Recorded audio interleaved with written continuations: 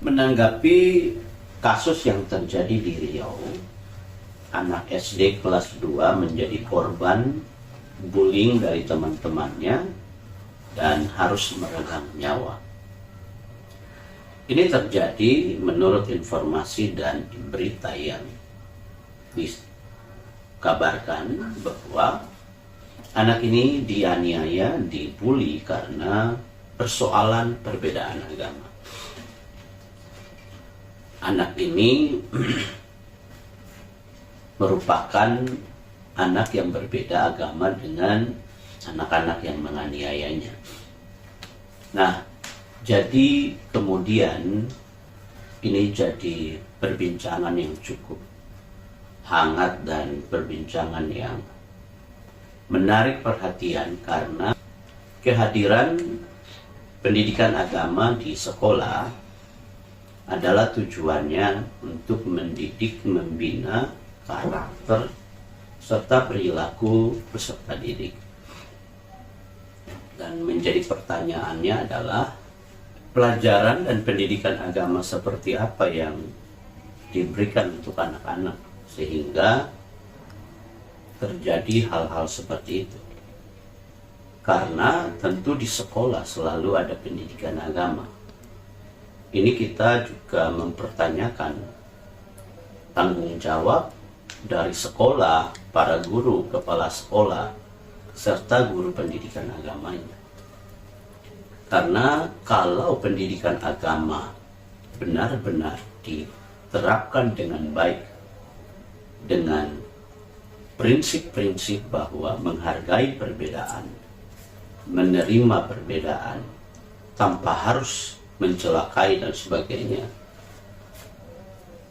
diterapkan benar-benar, maka tentu anak-anak tidak mengalami hal seperti ini. Yang menjadi pertanyaan berikutnya adalah, apakah ada guru pendidikan agama Kristen di sekolah itu? Sebab yang mengalami bullying dan aniaya adalah peserta didik yang beragama Kristen. Kenapa penting sekali hadirnya guru pendidikan agama Kristen di sekolah-sekolah negeri? Salah satu persoalan dan tantangannya adalah hal-hal seperti ini. Kita tentu mempertanyakan pendidikan agama yang diberikan oleh guru agama di sekolah tersebut. Dan agama di sekolah tentu tujuannya adalah membangun iman, memperkuat karakter, serta membangun moral peserta didik. Tetapi pada kenyataannya kita menemukan bahwa ada peserta didik yang tidak bisa menerima bahwa ada peserta didik dengan agama yang berbeda sehingga terjadi bullying dan penganiayaan. Artinya pertanyaan besarnya adalah kepada guru pendidikan agamanya. Apa pendidikan agama yang diajarkan sehingga anak-anak berani melakukan tindakan seberani itu, bahkan sampai menghilangkan nyawa. Berikutnya juga kemudian atmosfer atau suasana di sekolah itu seperti apa? Bagaimana pengawasan guru-guru terhadap peserta didik dengan multikultural, multiagama, dan tentu kita harus mendorong pemerintah sekolah, dinas pendidikan, kementerian pendidikan untuk membangun budaya sekolah yang sehat, di mana budaya sekolah yang menerima perbedaan, menerima berbagai latar belakang dengan cara membangun pendidikan yang Pancasilais. Ini harus menjadi moto dan tujuan bersama, sehingga ke depannya kita tidak menemukan generasi muda, anak-anak pelajar sekolah yang mereka berperilaku intoleran, diskriminatif, dan sebagainya.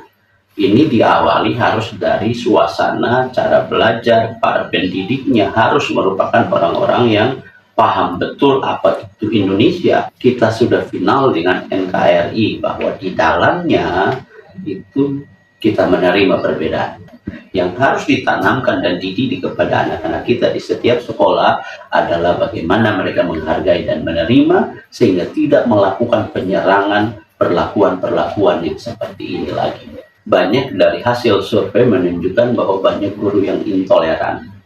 Nah, guru-guru intoleran ini tentu akan mengajarkan hal-hal yang sifatnya intoleran, hal-hal yang sifatnya diskriminatif. Nah, ini yang harus dibereskan oleh Kementerian Pendidikan.